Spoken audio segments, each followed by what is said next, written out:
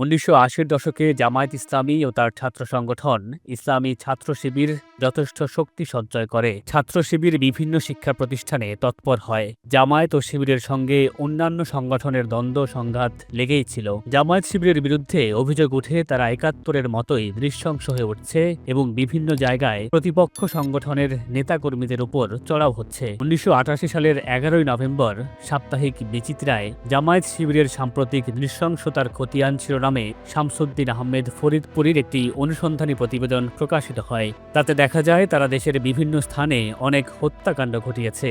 এই প্রতিবেদন থেকে জামায়াত শিবিরের নিষ্ঠুর কর্মকাণ্ডের কিছু উদাহরণ সংক্ষেপে তুলে ধরা হলো। জামায়াত নেতা গোলাম আজম বাংলাদেশে আসার পর আল-বদর বাহিনীকে নতুনভাবে সংগঠিত করতে গিয়ে ১৯৭৩ সালে ঢাকা আলিয়া মাদ্রাসার ভিন্ন মতাবলম্বী ছাত্রনেতা সালাম আব্দুস সোবহানকে শিবির কর্মীরা কোরআন পাঠরত অবস্থায় নির্মমভাবে হত্যা করে। ১৯৮০ সালে চট্টগ্রাম সিটি কলেজ ছাত্র সংসদের নির্বাচিত সহ সাধারণ সম্পাদক তবারক হোসেনকে শিবির কর্মীরা প্রকাশ্য দিবালোকে কিরিচ দিয়ে কুপিয়ে হত্যা করে। মৃত্যুর পূর্ব মুহূর্তে তবারক যখন পানি খেতে চেয়েছিল তখন শিবিরের নরপিশাচরা তার মুখে প্রস্রাব করে দেয়। মাধ্যমিক পরীক্ষায় কুমিল্লা বোর্ডের মেধা তালিকায় ৫ম স্থান অধিকারী চট্টগ্রাম কলেজের কৃতী ছাত্র শাহাদাত হোসেন নৌবাহিনীর এক ক্যাপ্টেনের ছেলে। প্রথমে সে ছাত্র শিবির করত, পরে বিরক্ত হয়ে সে শিবির ছেড়ে ছাত্র ইউনিয়নে যোগ দেয়। ঠিক এই কারণে ১৯৮৪ সালের ২৭ মে রাতে ঘুমন্ত অবস্থায় তাকে জবাই করে হত্যা করা হয়। ১৯৮৬ সালের ১ জানুয়ারি চট্টগ্রাম নাজিরহাট কলেজের ছাত্রলীগ নেতা আব্দুর রশিদকে কিরিচ দিয়ে কুপিয়ে হত্যার মাধ্যমে ছাত্র শিবির নববর্ষ উদযাপন করে। কলেজের দুজন শিক্ষকের ভাষ্য অনুযায়ী আব্দুর রশিদ নিয়মিত মসজিদে নামাজ পড়ত এবং ভদ্র প্রকৃতির। পরীক্ষা দিতে যাওয়ার পথে রশিদকে প্রথমে গুলি করা হয়। গুলি লক্ষ্যভ্রষ্ট হলে রশিদ পুকুরে লাফ দেয়। এরপর চারদিকে ঘেরাও করে রশিদকে পুকুর থেকে তুলে কুপিয়ে হত্যা করা হয়। চট্টগ্রামের লিয়াকত আলী ছিলেন ইসলামী ছাত্র সেনার একজন বিশিষ্ট নেতা। ১৯৮৬ সালের ১০ এপ্রিল চট্টগ্রাম কমার্স কলেজে ইসলামী ছাত্র সেনার উদ্যোগে আয়োজিত এক নবাগত সংবর্ধনা অনুষ্ঠানে বিশেষ অতিথি হিসাবে ভাষণ দিয়ে অনুষ্ঠান শেষে বাড়ি ফেরার পথে শিবির কর্মীরা তাকে কিরিচ দিয়ে কুপিয়ে হত্যা করে। ১৯৮৬ সালের মধ্যভাগে চট্টগ্রাম বিশ্ববিদ্যালয়ে এফ রহমান হল থেকে শিবির কর্মীরা বিশ্ববিদ্যালয়ের কাছে হাটহাজারী মাদ্রাসায় কমান্ডো হামলা চালিয়ে ২ জন মাদ্রাসা ছাত্রকে হত্যা করে। মাদ্রাসার ২ জন প্রবীণ মুহাদ্দিসকেও তারা লাঠিপেটা করে জখম করে। ১৯৮৬ সালে শিবির কর্মীরা চন্দনপুরা দারুল উলুম আলিয়া মাদ্রাসার অধ্যক্ষ মাওলানা ফখরুল ইসলামকে বেঁধে পিটিয়ে জখম করে এবং বুকে পিস্তল ধরে পদত্যাগপত্র আদায় করে।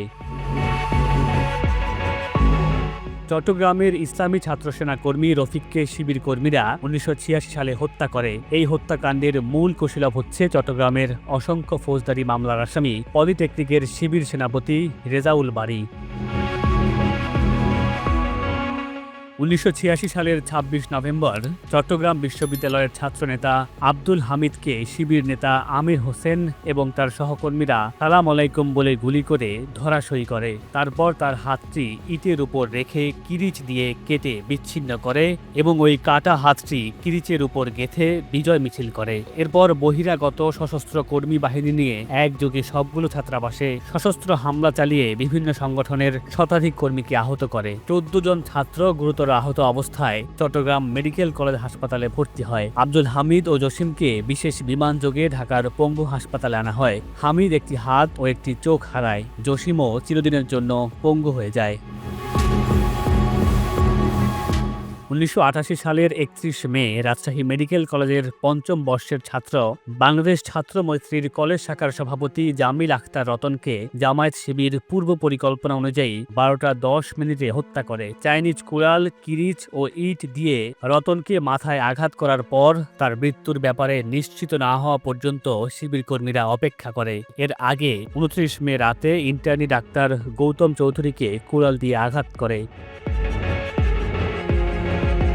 1988 সালের 7 জুলাই চট্টগ্রামের হেদায়েত শামসুগংয়ের নেতৃত্বে সশস্ত্র শিবির কর্মীরা রাজশাহী বিশ্ববিদ্যালয়ে হামলা করে। 1 জুলাই রাত 12টায় রাজশাহী বিশ্ববিদ্যালয়ের উদ্ভিদবিদ্যা বিভাগের সহযোগী অধ্যাপক ডক্টর মুজাহিদ হোসেন শিবিরের গুন্ডা বাহিনীর হাতে ছুরিকাঘাতে আহত হন। তার কাছে একটি লাইসেন্স করা পিস্তল ছিল। শিবির কর্মীরা ওই পিস্তলটিও ছিনিয়ে নেয়।